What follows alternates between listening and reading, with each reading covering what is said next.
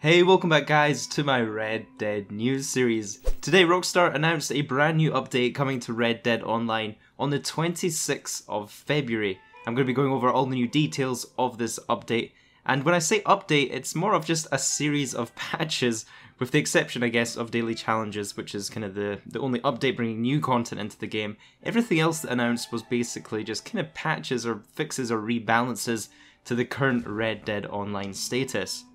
In case you guys missed my last video, the first kind of major update to Red Dead Online is actually expected between April to June of this year, so still probably a good few months away until we actually get any new content into the game, such as, you know, a major update, properties, businesses, any of that stuff. Looks like it's still going to be quite a few months off. And we know this because Rockstar's CEO Strauss Zelnick said in his recent earnings call that he doesn't expect sales of this game to accelerate until the next financial quarter, which is between April to June. And the reason being is because updates like the one I'm going to talk about today aren't really going to generate sales for the games. You know, this is basically just a rebalancing update that might re-engage some people that have already purchased the game. But as for driving new sales on the game and people buying gold bars, that's going to need an actual real update. But either way, I'm still excited for these updates and patches on the 26th of February. I'm definitely going to be jumping back into the game and we'll be kind of reviewing these on the channel for you guys. So first of all, let's go over one of the first changes they announced, and that is the player visibility. And they said, as part of our response to community feedback on how to minimize certain types of destructive player behavior, or griefers as we call them, we've made some changes to the way player blimps will appear on the map. Firstly, we're reducing the visibility of blimps over long distances. Your position will no longer be displayed to all players in your lobby unless you're nearby, so you have to actually be within a very small radius, 150 meters, to see other players. And it also says if you are slightly further away, you will only appear when firing your weapon. Players in other towns or regions, for example, won't be visible. This prevents players from being repeatedly targeted across the map at long distances. So the good thing about this update will be that griefers can't find you as easily around the map if you're moving around or hunting or doing your own missions or whatever. And the bad thing about it is it means potentially posses or other rival players can set ambushes out in the cities. You know, if you're doing some hunting and coming back with a couple of carcasses to sell to the butcher, potentially there are a lot of players waiting for you that you won't see until you're 150 meters away from the butcher, so potentially there could be an ambush or something waiting for you there that you won't be aware of. They're also introducing a new system that highlights overly aggressive players, and it sounds very similar to the system that they use in GTA Online currently. So basically in GTA Online, if you shoot other players, your marker on the minimap will change to kind of pinky and then to a darker and darker red colour the more players you shoot. I'm not sure how many players exactly you have to shoot for your marker to go completely dark red, but it does seem to be quite a lot in GTA Online, so it'll be interesting to see how many players you have to actually kill in Red Dead Online to have the same effect. If your style of play becomes more hostile, your map position and the position of your posse members will become visible to other players, and with a progressively darkening dot that will incrementally shift from blue to dark red. Your visibility increases through bad deeds such as attacking and killing other players or their horses outside of a structured mode, free roam mission, event or competition, and the shorter the time between bad acts, the more your visibility increases.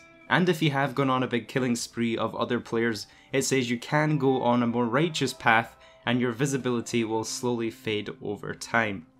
Rockstar are also introducing posse-wide parleys and improving feuds. You'll soon be able to initiate parley that applies to your attacker's entire posse after just a single kill. This is a great change because I think at the moment you have to be killed by another player 3 times before you can enable parley mode, or passive mode as it's called in Red Dead Online. So now you just need to be killed once and you'll be able to go into passive mode against that player or their whole posse, which is a great update. Alternatively, if you would like to challenge your opponent, you can initiate a feud, a posse feud, or a leader feud after just that one kill, and that quickly turns a dispute into a timed mini deathmatch for rival players to fight out amongst themselves in free roam earning points for each kill on the opposing player, and that does sound like some great fun. The next change is adding bounty hunters and the balancing of law. So players who have racked up high bounties will have a chance to be beset by NPC bounty hunters who will attempt to kill them and collect their award. So it sounds very similar to the way that the bounty system works in Red Dead single player, where you have NPC bounties that will track you down and hunt you if you have a bounty on your head. Criminal behaviour will have bounty values and honour consequences that scale based on the severity of the crime.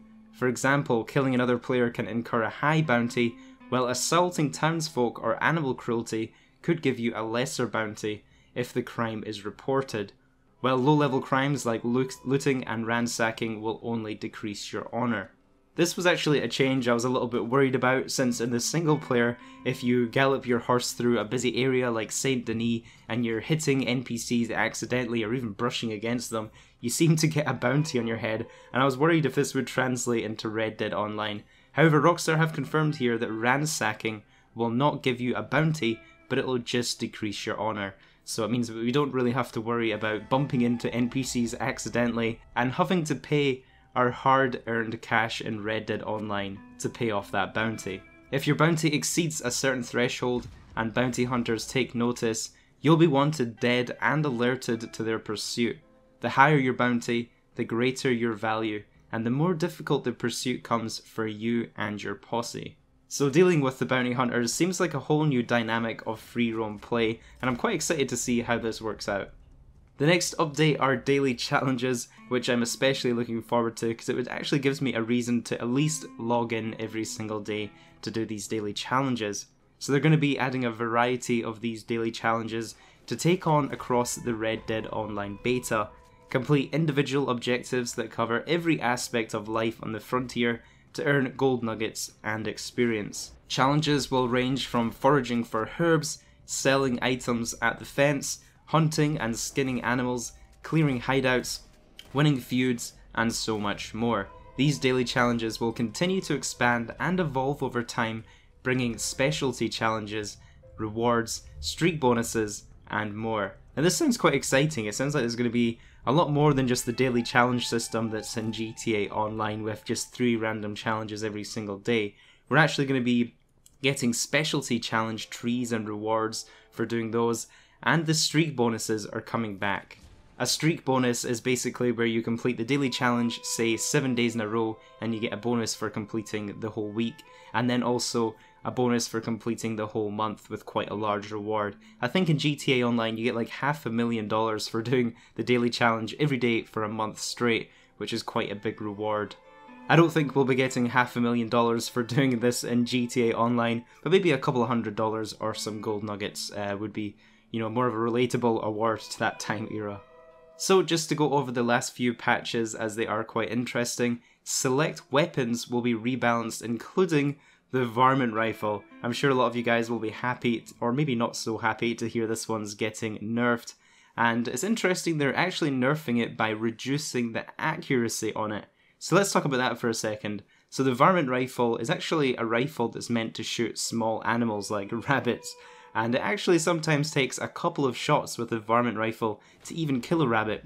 So the fact that the varmint rifle is just such a headshot master at the moment, it just has, it's actually quite a weak weapon if you hit someone to the body. But if you hit someone to the head, the varmint rifle is always an instant one-hit kill, making it just extremely, extremely powerful in PvP situations. And I really don't think it was supposed to be that powerful.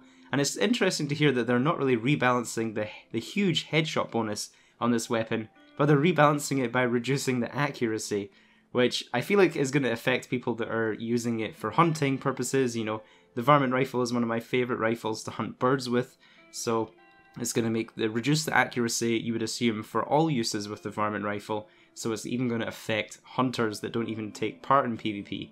So I'm not really sure how to feel about this one yet. Next up, voice chat will be reduced to work at a closer proximity. I'm hoping that they match this to the proximity that you can see players at. That would kind of make sense, that you can see and hear players at the same time in the 150 meter radius. And while fixes to horse cargo are numerous and ongoing, we plan to introduce some improvements to making pelts and carcasses more persistent after death or respawning. I believe this is a bit of a glitch going on at the moment because if you hunt a couple of animals, you guys might have noticed after you skin the first one, the second one will sometimes just disappear and you wonder where that went off to. So I think that is just a glitch they're going to patch with that one. Rockstar also confirmed they'll be doing another Newswire post next week to go over additional content in the February 26th update. So something to look forward to next week, I guess. And I'll be sure to keep you guys up to date with all of the latest news.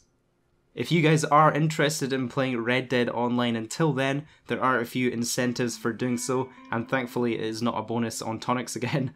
So this week there's actually increased XP in free roam missions and free roam events when you play as a posse. So you're going to be earning twice as much XP, so basically double XP this week on those activities. And then next week we're going to be getting 20% more XP across all activities in the Red Dead Online beta. It's worth noting that the bonus this week is only when you're playing in a posse, so if you are a solo player, you might want to get a couple of friends or just make some friends in the game. Join a Discord server, feel free to join mine, it'll be in the description of this video if you want to head over and meet some new people to team up with, because you do need to be in a posse of more than one person, more than just yourself basically, to actually get these bonuses. So that's all the news Rockstar had for us today. Let me know down in the comments what you guys think of this update so far. Are you guys excited or are you still holding off for something more? Don't forget to subscribe as I keep you guys up to date with all of the latest news from Rockstar Games, and if you could take a few seconds to leave a like on the video, it would really help support the series. Have a great day guys, and I'll catch you in the next video.